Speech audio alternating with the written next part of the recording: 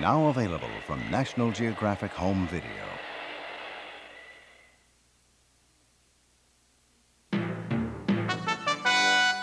The adventure begins. 3 alien sanitation engineers are accidentally launched into space. Now they're out there, and they've just discovered the most amazing place they've ever seen, Earth. Join Captain Rip Rayon and his fearless crew as they go boldly where no aliens have gone before, exploring this strange and wonderful world, the world that's right beneath your feet. You'll see mountains erupt in flames. It's hot! Orange hot! Red hot! Dive into an ocean full of creatures with no bones and no brains, and others with no bones but lots of teeth. Witness waves so enormous they wipe out anything in their path. Unravel the mysteries of ancient mummies, and meet beings even more bizarre than our alien crew. Things just get stranger by the minute, whether you like it or not. Excellent! You'll discover weird facts about volcanoes, mummies, sharks, insects, wild weather, and more. All with the most entertaining guides on Earth. They came from another world, and they're not leaving until they figure out this amazing planet. Every video is an all-new, all-alien adventure from National Geographic.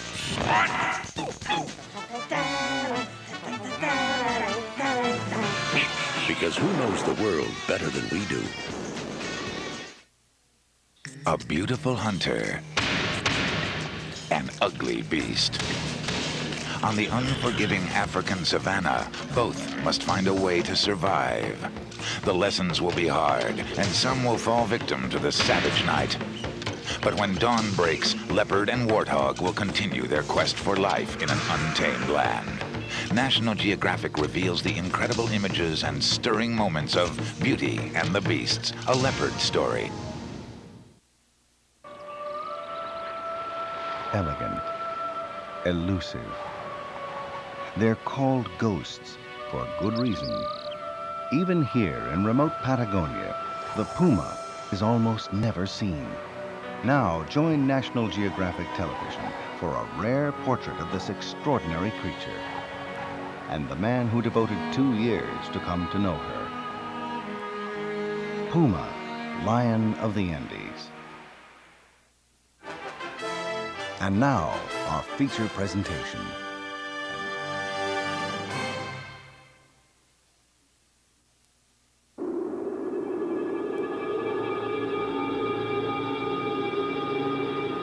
$80 million years ago, disaster came to a world ruled by dinosaurs.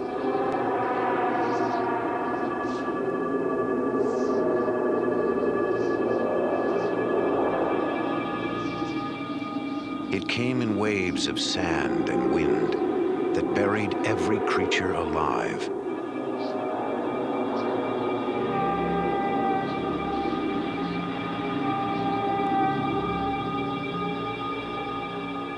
For eons, the dinosaurs lay entombed in a place that would one day be called the Gobi Desert, in a country named Mongolia.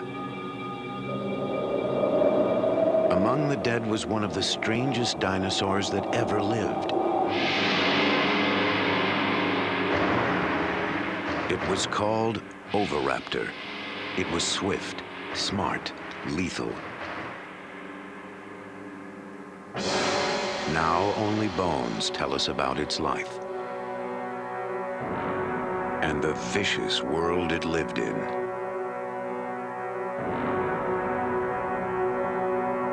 The bones have given us a glimpse of those ancient times.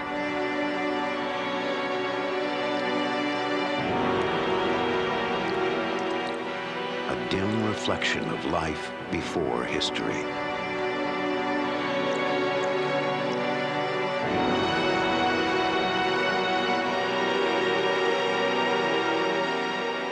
But there is more to the story. Still hidden in the vast emptiness of the Gobi now, an ambitious expedition is traveling to that distant desert to uncover the secrets of the Oviraptor's world.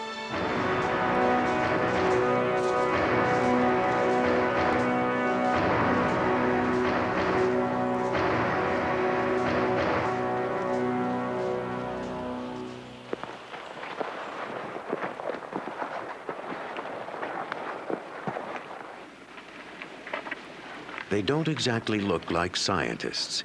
Often they're mistaken for each other. But Mike Novacek leads the expedition, along with colleague Mark Norell. They could be taken for surfers, but they're from the American Museum of Natural History.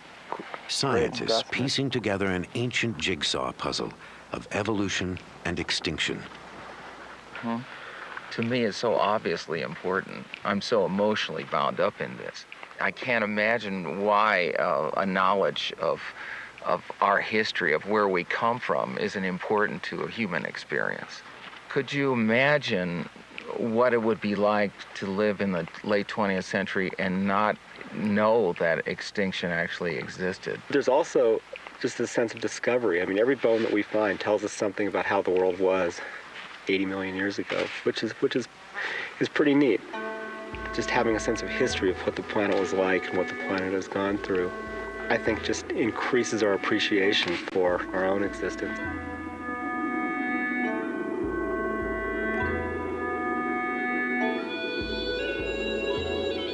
Mike and Mark are about to journey to the sun-scorched badlands of the Gobi. It's a desolate area. 500,000 dusty square miles of sand, scrub, and red rock cliffs.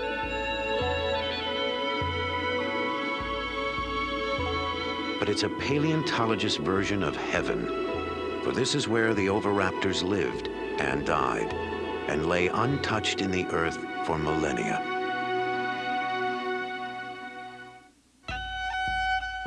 Then in 1922, one of the most famous scientific expeditions in history wound its way toward Mongolia's dinosaur graveyard. Its leader was a charismatic and controversial explorer named Roy Chapman Andrews. Like Mark and Mike, he came from the American Museum of Natural History. But Andrews was an incurable publicity hound and a scientific cowboy. Where his paleontologist used a camel hair brush, Andrews hacked away with a pickaxe.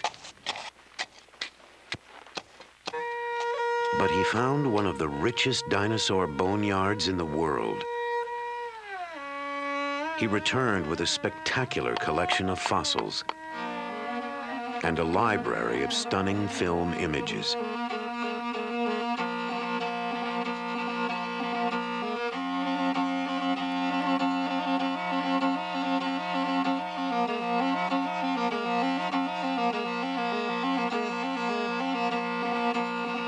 But in the 1920s, communists seized power in Mongolia. The open door to the west slammed shut. For the next 65 years, the fabulous fossil fields of the Gobi were forbidden territory.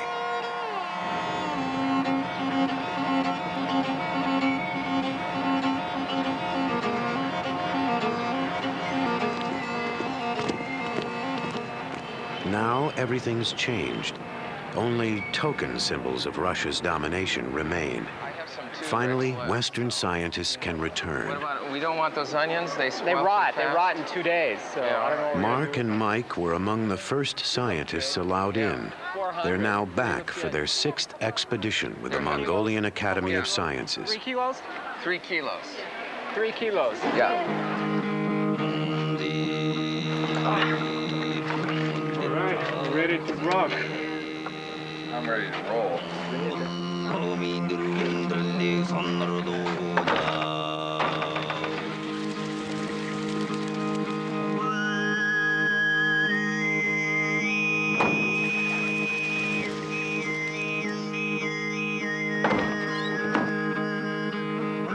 They have just enough supplies for a short month and a long way to go.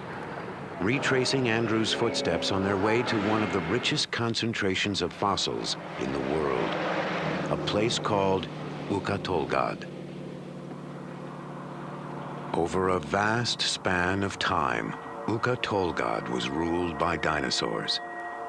Dinosaur history can be thought of as a great empire that lasted a few 100 million years. That's a significant slice of the history of life.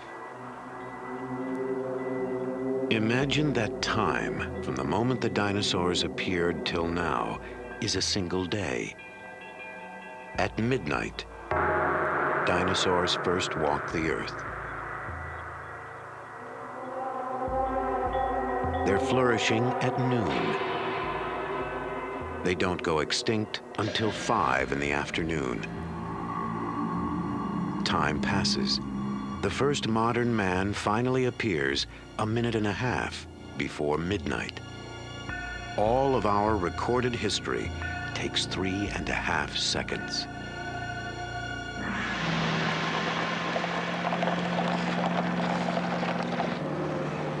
In the Gobi, time seems to have stood still. The Gobi is such a big place, and it basically has no life support system. We really have to bring everything with us. So all our food, all our fuel, which we're carrying in a fuel tanker, all our supplies have to be treated like we're actually exploring a polar region. In such a vast area, success is never certain. Even getting there can be a nightmare. Roy Chapman Andrews thought he'd solved the problem in the 20s with a new piece of technology. When it was announced that we were to attempt a scientific exploration of the Gobi Desert with a fleet of motor cars, men said that we were little less than fools. Only camels had been used in that country. We had 40 men, 8 motor cars, and 150 camels to carry supplies. It was the biggest land scientific expedition ever to leave the United States. Roy Chapman Andrews. From China, Andrews headed northwest. He left Peking, then crossed over the border, and drove deep into the parched heart of outer Mongolia. Mongolia, a land of painted deserts dancing in mirage. Mongolia, a land of mystery, of paradox and promise. A thirsty land, a land of desolation. Gazelles, wild asses, and wolves ranged the marching sands. Few explorers had been there, and they brought back tales of thirst, cold, and hunger. But Andrews found one more thing: mud. Our average speed was only 4 miles an hour. Rocks, ravines, washouts, and ditches followed one another in rapid succession.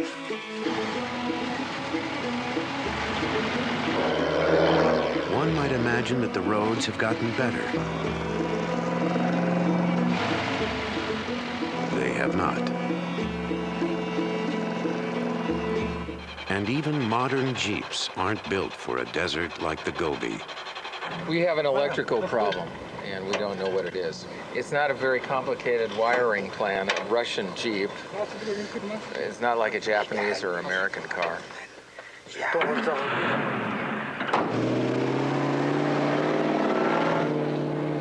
They're up and running, but next, it's a truck's turn.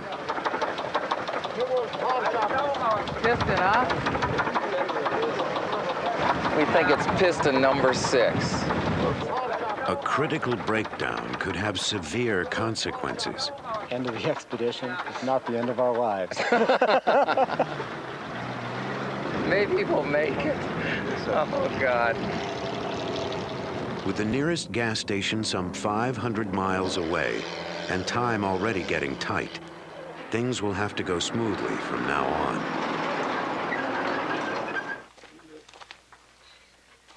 Oh, we're having some mechanical problems.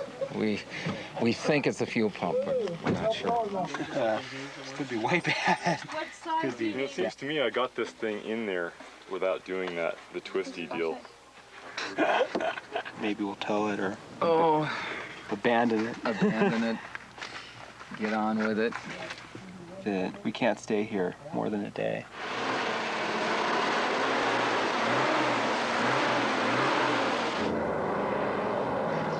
After more than 12 breakdowns, the vehicles all decide to run at the same time.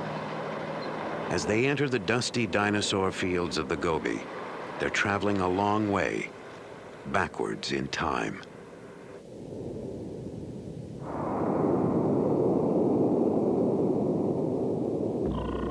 Dinosaurs first appeared some 230 million years ago in a world with a different face. The creatures were thriving 100 million years later as South America and Africa split apart. About 75 million years ago, in the late Cretaceous period, dinosaurs began to disappear, leaving only bones behind. Their bones were more motionless than the continents. Then in the 1920s, Roy Chapman Andrews came to a remote place in the Gobi Desert he would name the Flaming Cliffs.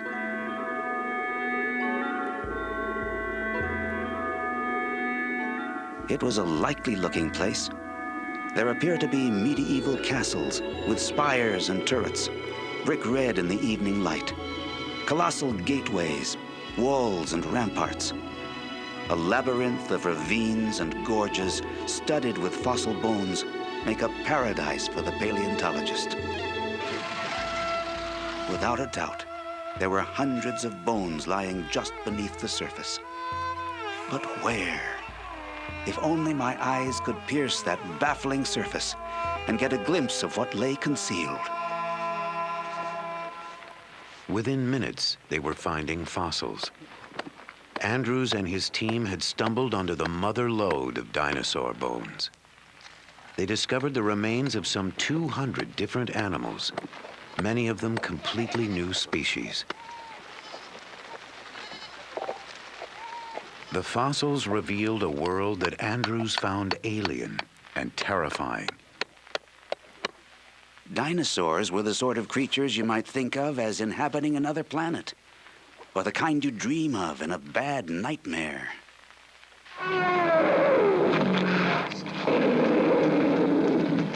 It was an image our culture nourished for generations. Dinosaurs were fierce, monstrous, and not all that bright.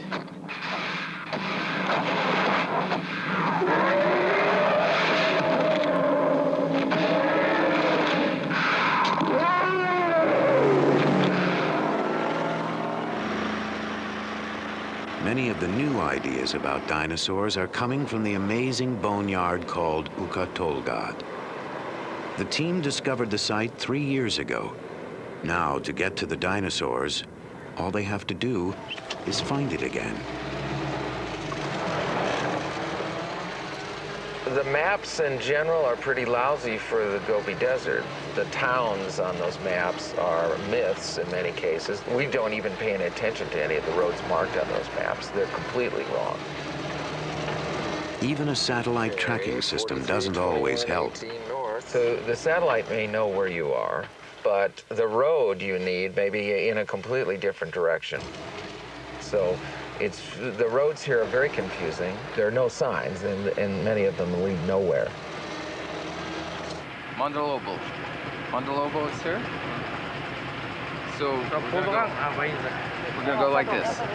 Yeah. We're a little off course. We're not really lost. We're just a bit off course. So we've got to go this away and that away.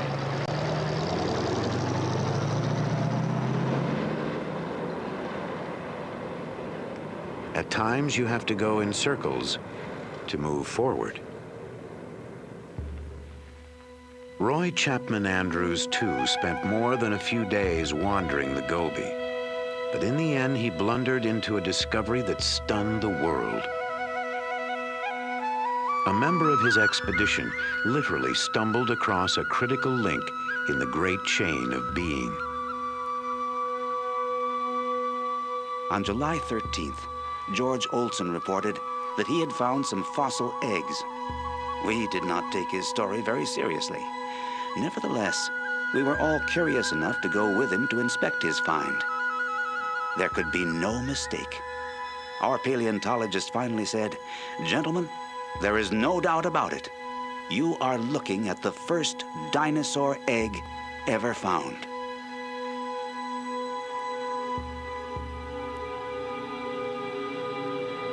The discovery made Roy Chapman Andrews a national hero. But the eggs were not alone. Lying above the nest was a bizarre skeleton, a bird-like dinosaur unknown to man. It had apparently been caught in the act of murder, stealing the eggs. So it was forever cursed with the name Oviraptor, Latin for egg thief. It would be years before we discovered the strange truth about the animal called Oviraptor.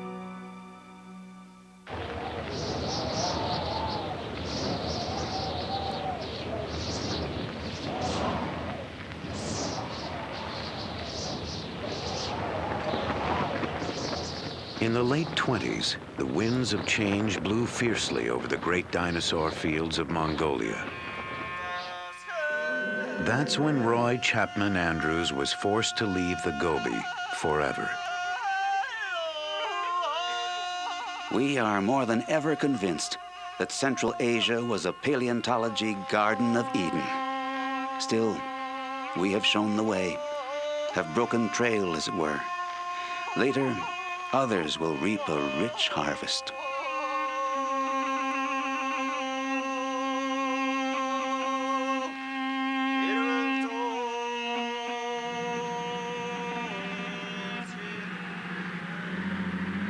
Decades later, Mark and Mike are hoping to find the treasures that Andrews left untouched in the sand. After more than a week in the blistering Gobi, they finally reach their goal, the brown hills of Ukatolgad.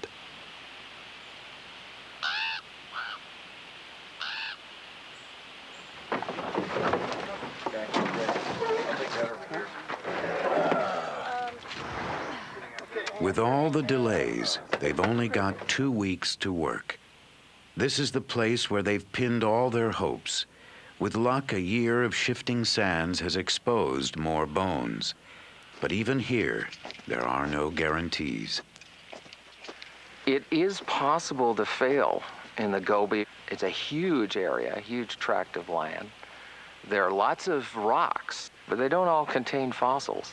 You can drive to what looks like the most tantalizing set of badlands you can possibly imagine and not find one scrap of bone. It's a treasure hunt in a way, and it is sort of like finding a needle in a haystack.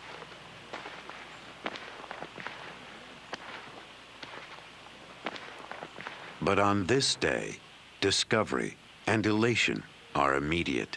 Oh, I see it. Yeah, oh, ooh, wonderful. Jeez, that's nice. There's the claws. Nice. The side of the skull here. These are the teeth sticking You can see up these right teeth, here. yeah. Each one of these is a socket for a tooth. Yep. Pretty big. This is a hand claw. Okay. Has this big thing right here on it. Retractor bulge. And it's a hand of an Oviraptor. Got medium. They've hit the jackpot. Among their first finds are Oviraptors, the creature Andrews knew as egg thief. That's it. Nice. Yeah, this is an Oviraptor. Here's a big male.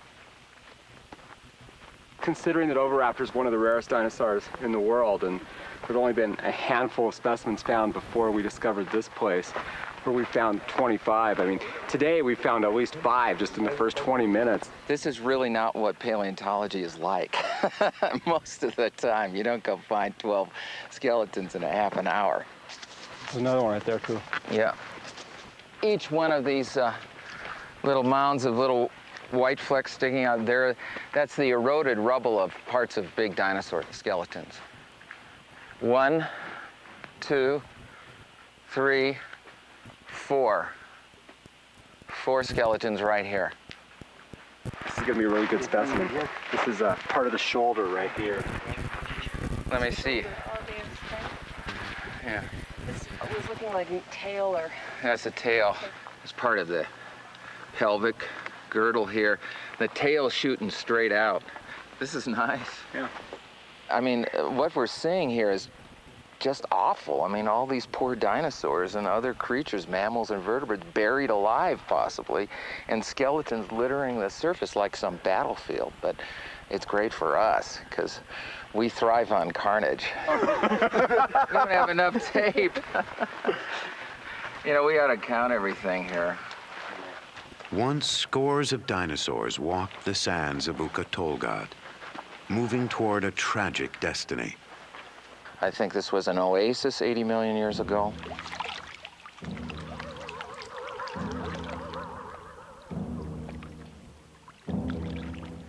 There are huge numbers of dinosaurs and other vertebrates congregating around maybe some water.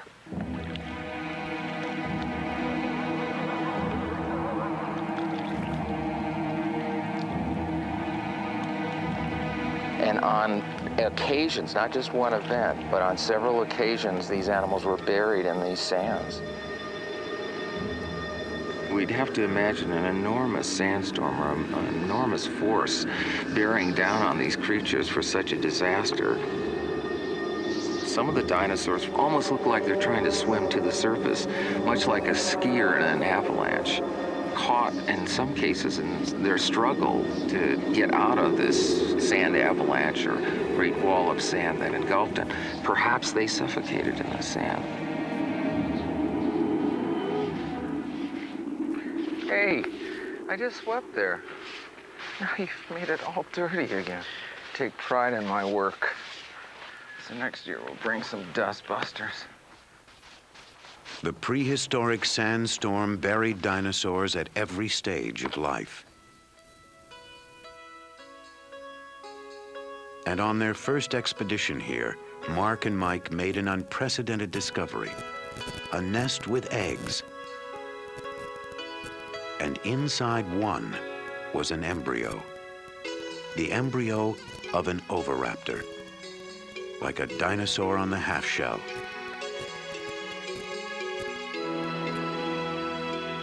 Here was the vicious carnivore, the egg thief, just a tiny baby about to hatch.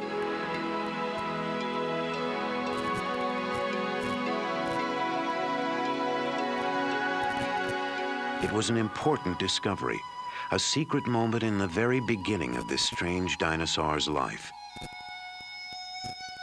That could be something. This year, they're hoping to find out more about the Oviraptor and its fate.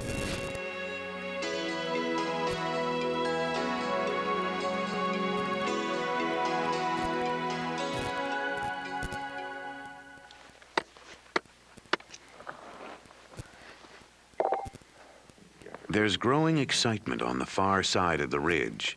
They think they found a completely new kind of dinosaur, a relative of the Oviraptor, and it may shed light on what ultimately happened to the dinosaurs. We have no idea what this is. It's a really big animal. It might be something new.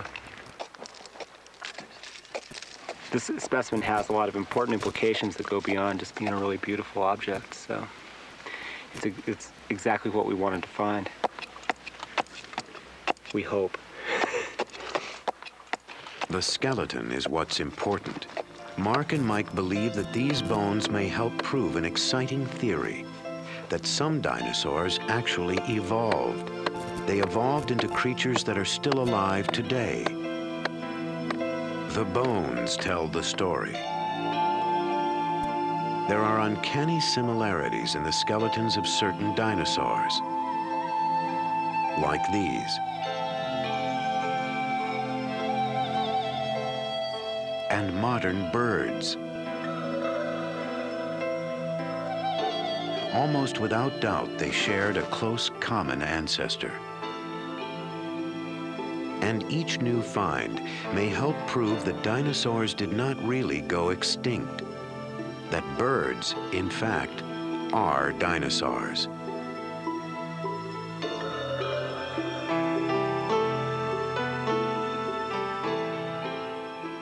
Dinosaurs need to be thought of as incredibly successful animals that exist with us today. And we just call them birds. Our skies are filled with dinosaurs.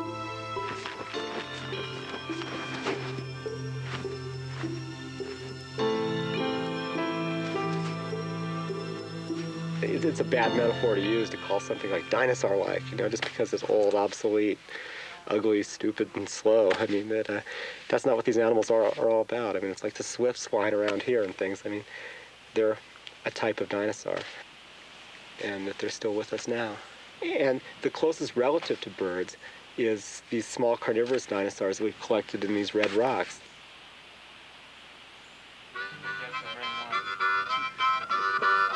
At day's end, hopes are high that this new find will help connect the dots between dinosaurs and birds. The feeling of anticipation is palpable, if not always exactly in key.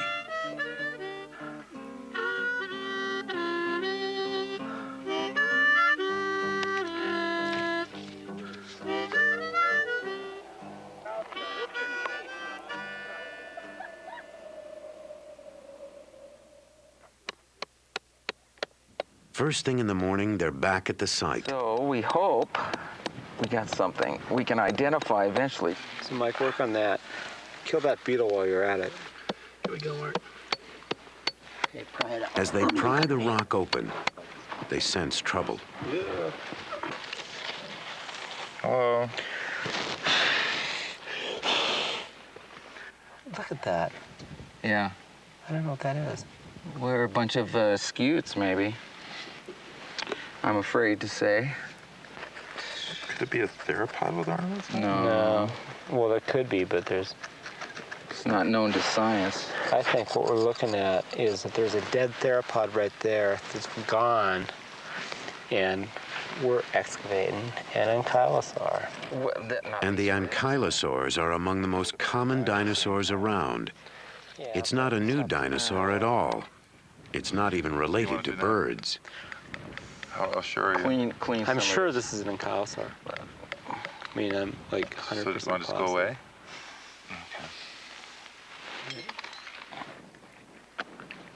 What they want to do now is give up. All that work.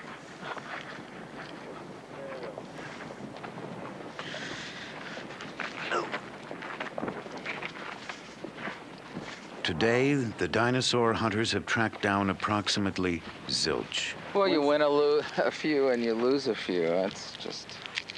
I don't feel too good right now. I'm tired. They've spent 2 fruitless days working in the blistering heat. But tomorrow will be another day. With any luck, a better one.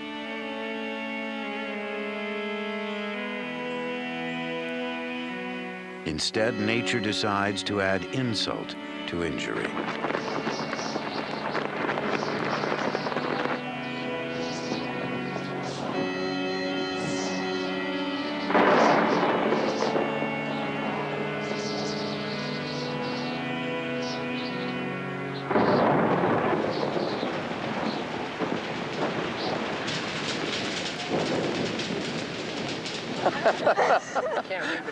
As Mongolian would say, Ik boro. It's raining. Sounds like I'm bored. Yeah, it sounds like I'm bored, yeah.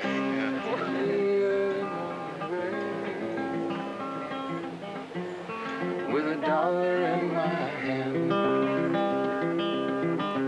and an aching in my arm,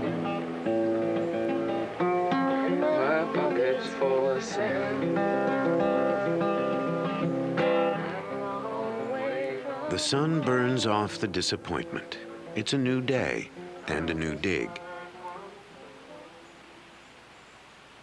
This find is not a new species.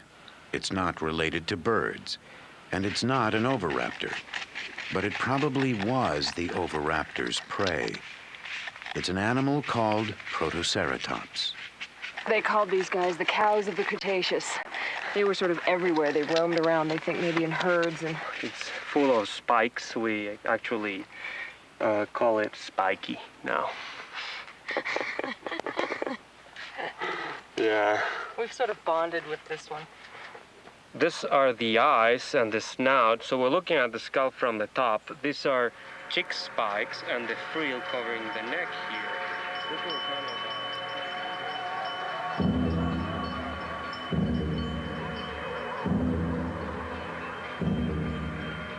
Protoceratops was a bizarre dinosaur, a hog-sized animal with a beak like a parrot's, a strict vegetarian that grazed the ancient Gobi. Around its head was an elaborate shield, but the shield didn't protect it from its enemies.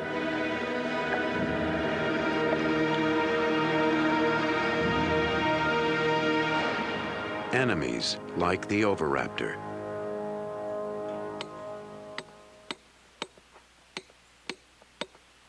And that's exactly what the team digs up next.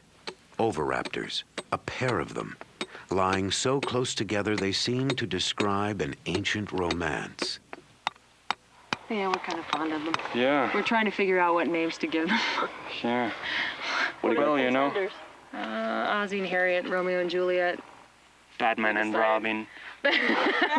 Well, we have a hypothesis they were holding hands. They were sort of reaching for each other across the miles. The star-crossed Oviraptors are given the permanent nicknames of Romeo and Juliet.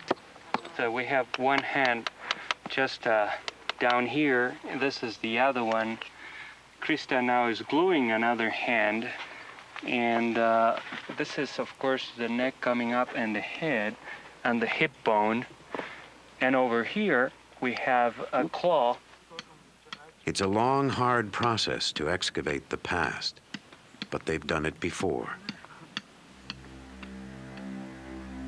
Over the last few years, they've uncovered a world of almost preposterous beings.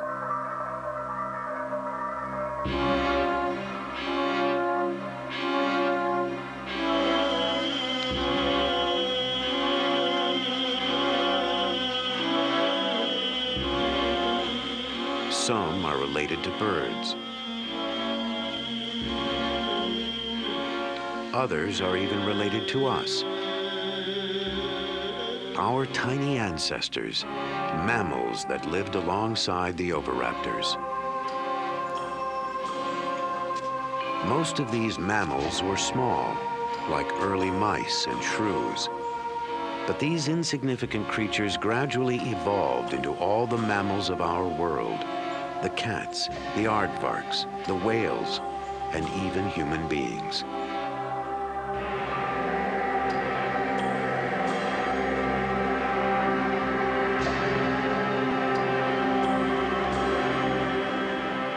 But sometimes evolution has to take a back seat to hygiene. We don't have much water here, so kind of hard to keep things clean. I thought I packed more shorts. For some reason, I messed up. I've got these on delicate. Yeah, personal grooming is a passion of the camp here. The team spends a lot of time making sure that they're groomed, looking their best at all times.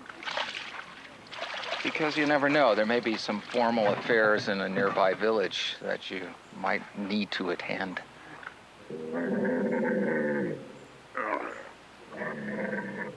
There are only a few days left. It's time for the second act of Romeo and Juliet. The Oviraptors await a sheltering shroud of rags and plaster. They're now in the skillful hands of preparator Amy Davidson. I love skeletons. I actually never was that into dinosaurs as a kid, but I've always loved bones. And I have a background as a sculptor, and I've always admired the skeletons that we all have inside us as some of the most beautiful sculpture on Earth. And these fossil skeletons, look almost as well preserved as yesterday's camel skeleton, but they're a dinosaur, you know. These fossils are forever.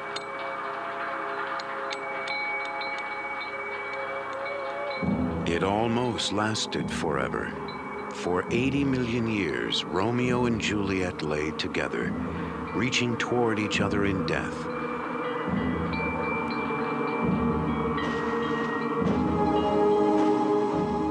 What were they like in life? Did they hunt together, share food with each other, fight with each other? Or was this love among the Oviraptors?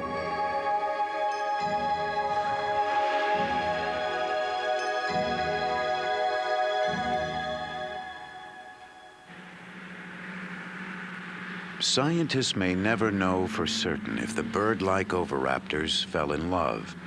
But now there's a new find that digs even deeper into the private lives of the dinosaurs. A place paleontologists usually enter only in their best dreams. Oh yeah, it's farther down.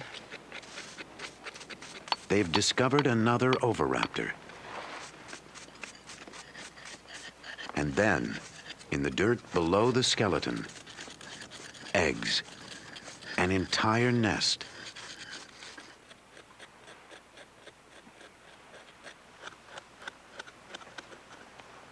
How many eggs now revealed? 1, 2, 3, 4, 5, 6, 7, 8, 9, and then 3 over there, 12.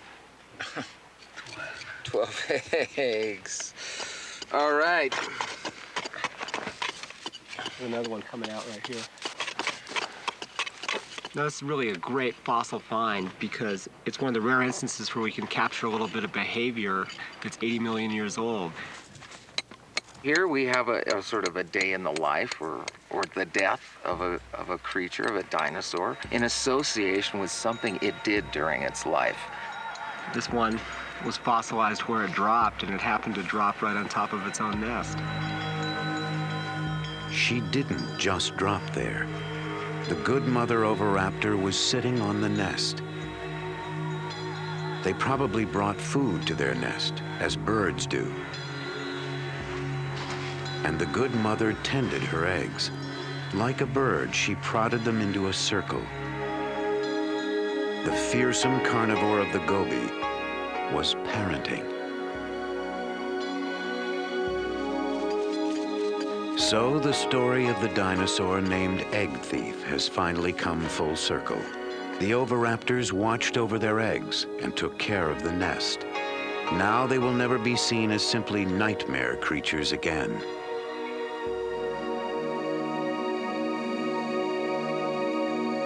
The dig has been everything the team could hope for.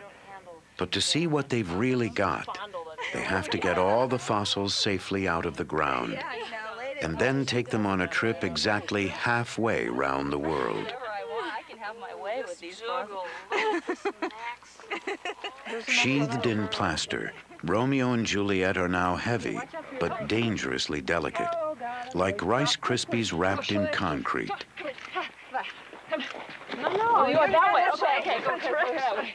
Sorry, I thought you meant push back. Perfect. It's beautiful, Amy. More. It's beautiful. More. Okay. Nothing came out. Yeah. All right, Amy. Yeah. So far, so good. Now they have to convince the good mother Oviraptor to come down from her hillside perch.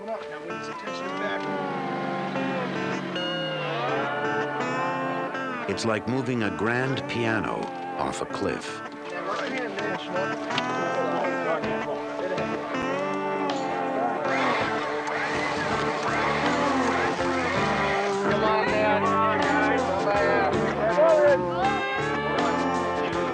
Romeo and Juliet prove just as stubborn.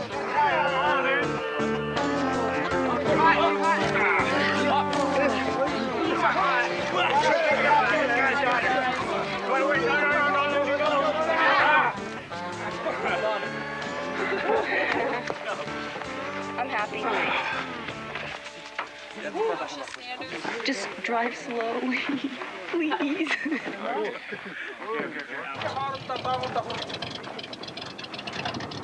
It's not there yet. could get lost in the mail.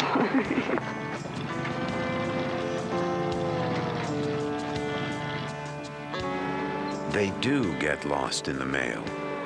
The good mother Oviraptor and Romeo and Juliet are trucked east. And then they disappear, lost somewhere in China.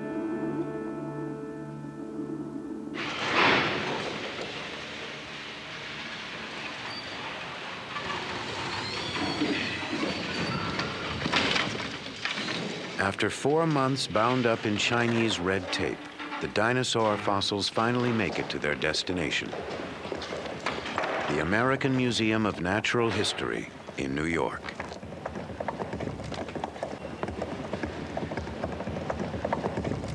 The first arrival is Juliet. She's headed for Amy's lab, where if all goes well, they'll find out what ancient secrets lie beneath the recent coat of plaster. I'm really glad this is here. This is great. From the summer in the Gobi to the winter in New York City.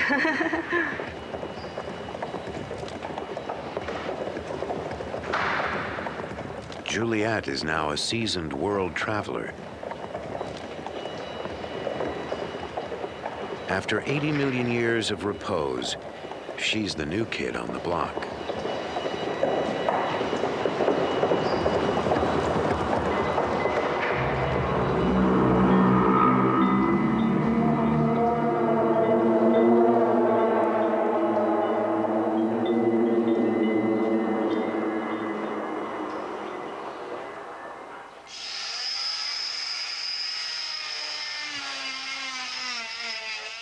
There's a lot of questions at this point. There could be anything in here. I have a feeling that this one's gonna be a nice skeleton. Oh, this is my guess. A nice skeleton, hopefully with a skull all laid out. It's pretty fun. And it's all mine.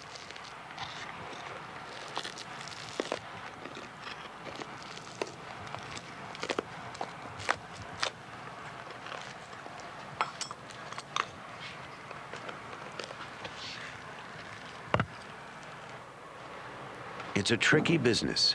Millimeters make all the difference. Yeah, this is good. I'm really glad I didn't saw through a bone in the process. It's weird. It's just opening this little window into this world I was living last summer. Yeah, this looks good.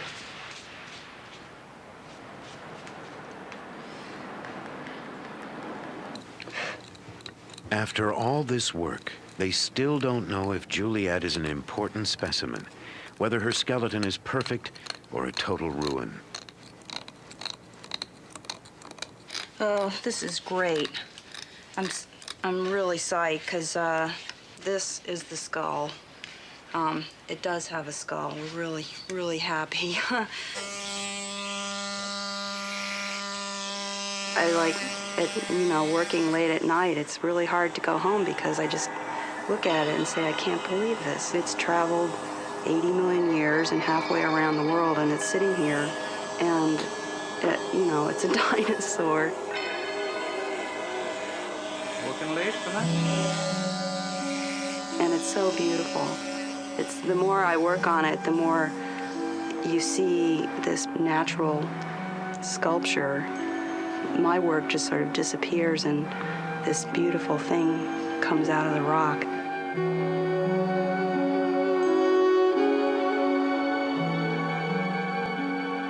The process takes weeks.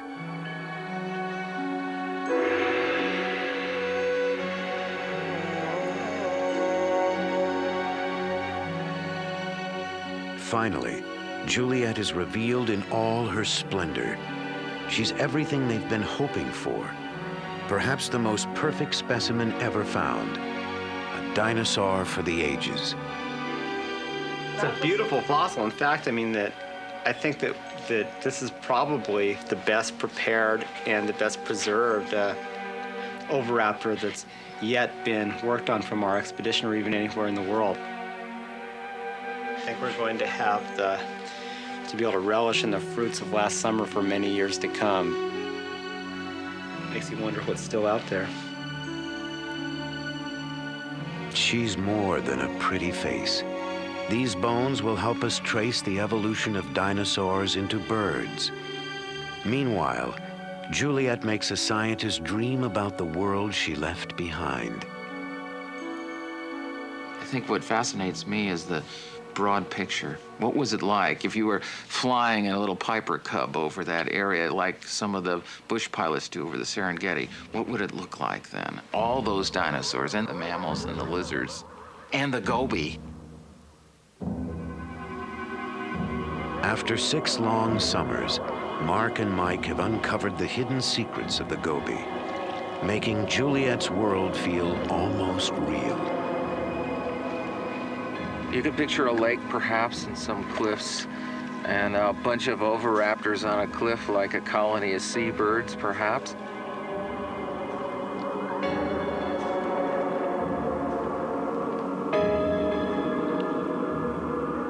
And a bunch of these tank-like ankylosaurs lumbering around near the pond. And perhaps a herd of protoceratops wandering through, and every once in a while, a vicious velociraptor coming over the hill to nab something.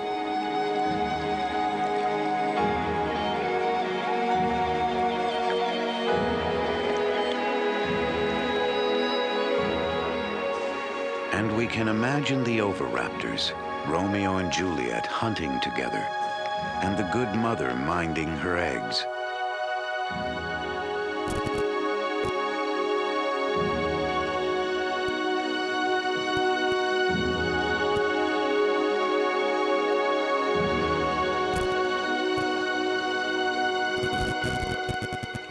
Unnoticed in its low station is our own ancestor, a tiny, tense creature lost among the powerful beings of the ancient Gobi.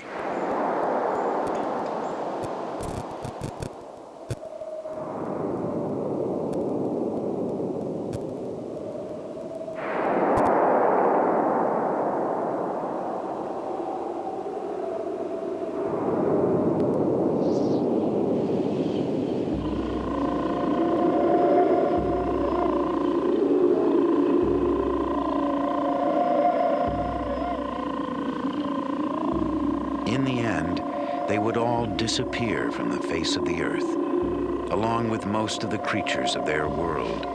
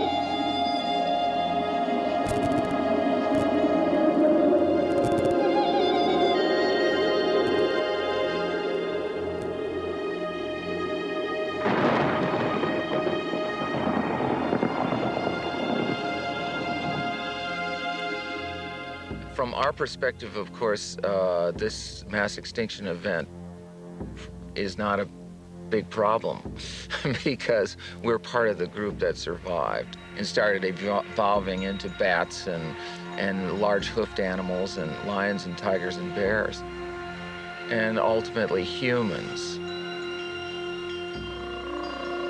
Ultimately, humans, like the Oviraptors and most of the dinosaur kingdom, may not be able to count on permanent residence on Earth. Every species that's ever lived has become extinct or will become extinct. And whether extinction is due to the total decimation of a population or whether it's due to the evolution of that species into another species, nevertheless, everybody becomes extinct eventually. So in that view, we've had it. Some species lived and then died out, a story like any other story. Others evolved changed and lived on. So perhaps a message about our own future is encoded in these silent remnants of the past. The only real knowledge we have of our distant biological past is from the fossil record. And it gives us a sense of who we are and where we sit in the world and what that world might become. Time is the hardest rock to pierce, and the story of life, with its infinite changes, is the greatest mystery we have. But the expedition has been blessed with luck. They've gazed into the past and brought the violent and tender world of the Oviraptor that much closer to our own.